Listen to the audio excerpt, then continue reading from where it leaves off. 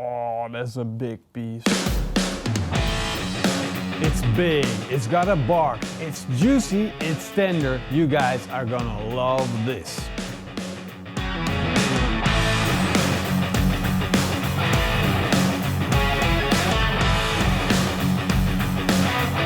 Currently, prices on meat are going through the roof.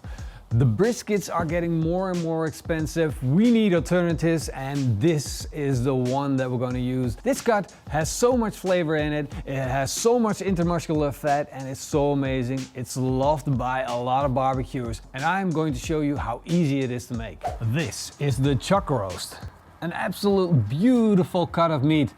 And look at the intermuscular fat that we got on this piece. Now that is naturally a part of this beef. So if you have a cow that's been grain fed, you're gonna have intermuscular fat in this piece. Also, there's chunks of fat here and chunks of fat there. These are gonna render down and make it extremely juicy. This piece is 1.5 kilograms, and look at the size of it. It's just like perfect for a family size portion. You don't need a whole pack of brisket for a family. This is perfect. And if you got friends coming over, you can add more and more of these. But let me show you how good it actually is once we smoked it. This is a beautiful cut, and it's separated by a layer of fat.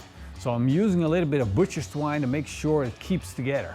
Then I'm gonna make a barbecue rub consisting of 1 part fleur de sel, 1 part ground pepper, 1/2 part onion powder, and 1/4 part garlic powder. I'm going to put a big layer of this rub onto our chuck roast steak. This will help to form a nice crust on the outside. Now it's time to fire up our Napoleon bullet smoker and start cooking.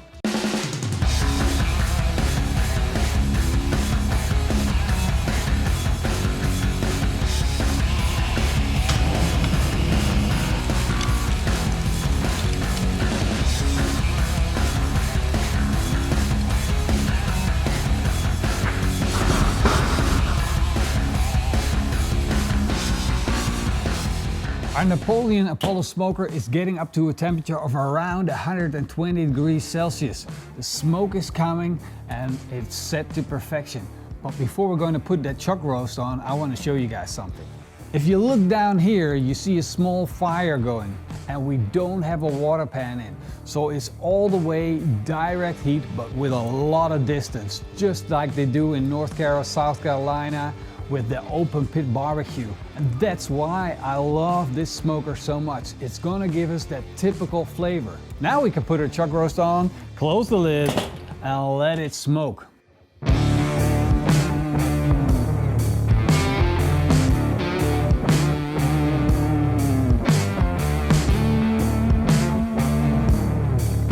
Now it's time to make a mopping sauce. With 2 cups of beef broth, 1/4 cup of apple cider vinegar, 2 tablespoons of Worcester sauce, 2 garlic cloves cut in half, and a quartered onion. Then we're going to bring it all to a boil and add 1 tablespoon of our barbecue rub and 1 tablespoon of sugar. And now it's done. Our chuck roast has been smoking for 2 hours, and we're picking up a good bit of smoke. Look at the color. Beautiful mahogany, a little brown on the fat, and that's exactly what we're looking for. We know the smoke is picking up on this piece of meat, and we're going to be building up the bark, and for that to happen, we need to add our mopping sauce. First, I want to flip it so we get the same amount of smoke on both sides. We're going to take our mop and just brush on our mopping sauce. Now we'll close the lid again and let it continue to smoke. Another hour has gone by and the meat's dried up on the outside again. That's bark forming. It's getting darker and darker, and it's getting more flavorful and more flavorful. This is an absolute beautiful thing that you need when you're cooking brisket, but also when you're cooking chuck roast. And I'm gonna keep on repeating this process until we hit a core temperature of around 94 degrees Celsius. Oh man, this is gonna be so good. So while we do all this waiting in between, I love playing around with barbecue sauces, and I'm going to show you the perfect barbecue sauce, which is super basic, super easy, but always gonna give you an amazing result. And in the winter time, I have a little fireplace that just keeps me warm. And since I've got it going anyway, we have all these beautiful embers at the bottom. So this is gonna be perfect to make our barbecue sauce in. why not use it if it's there anyway, right? So I just created this little bed of embers, crazy hot. Before I'm gonna put the pan in, I'm gonna put all of the ingredients in the pan first, otherwise it's gonna be super messy. A good base for any barbecue sauce is ketchup. So we're going to start with 1 cup of ketchup. Then we'll add a tablespoon of Worcestershire sauce. That's gonna give it that really authentic barbecue flavor. And to sweeten things up a little bit, we're going to add some sugar. Of course, we're gonna need some fresh ground pepper to go with that. And this is around half a tablespoon. We're also gonna need some ketchup mayonnaise, otherwise known as sweet soy sauce. And this is around a tablespoon. And to finish it all off, we're going to add 2 tablespoons of apple cider vinegar. And this is a good base for all your barbecue sauces. Now we need to let this come to a simmer, and I want to keep my eye on it because this thing is freaking hot. So this is going to happen real quick. We just need the crystals to dissolve and the flavors to blend. Oh yeah, our sauce is done, so it's time to get back to our chuck roast.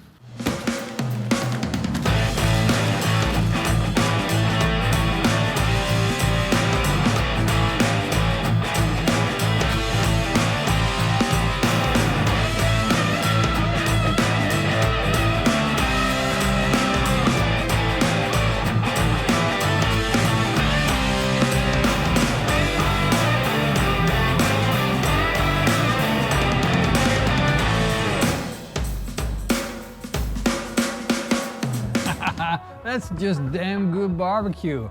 Smoked to perfection, beautiful bark, juicy as can be. What more do you want? Oh, Oh, that's a big piece. damn good barbecue. After that pure natural brisket, I miss the bark. This got bark, man. That bark, that's crazy. Out of this world. You make it hard to decide between a brisket and a chuck roast. It's like it kind of makes me eat all the bark of it and leave nothing for anybody. You know, you trade in a little bit of moisture loss using this technique, but the amount of flavor that you get back, it's just mind-blowing. Hope you guys enjoyed this video, and if you did, then leave us a big thumbs up and a comment down below. See you guys next time. Until then, eet smakelijk! And keep on grilling. That's right! Listen to the crust. Wow. You know what I need? Beer. I need a beer. Let's go.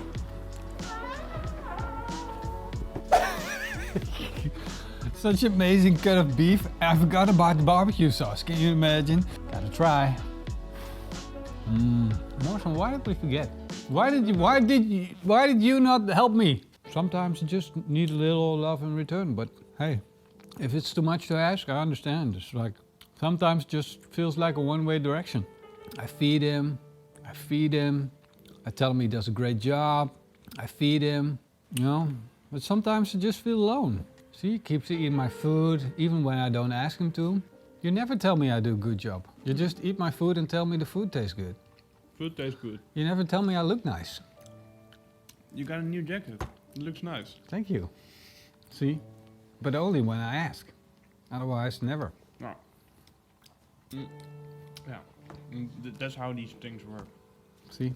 No appreciation. It's just like my children.